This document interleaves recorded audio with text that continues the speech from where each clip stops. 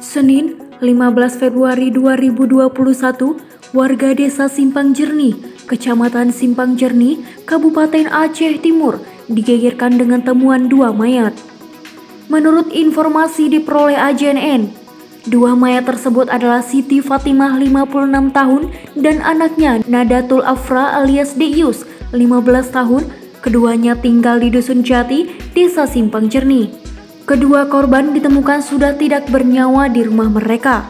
Keduanya pertama sekali diketahui meninggal oleh M. Nasir, 39 tahun, warga setempat saat pulang dari Desa Batu Sumbang.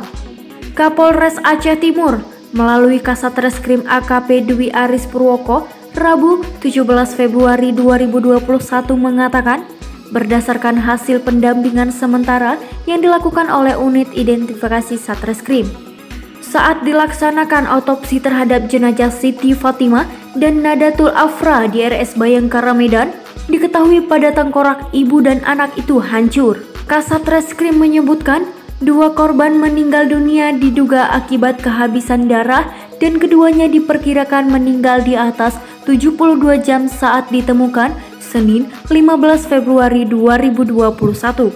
Kasat Reskrim menambahkan, pada saat prosesi otopsi barang bukti yang diamankan diantaranya 2 helai baju kedua korban dan 1 buah anting yang diamankan pada telinga kanan Nadatul Afra.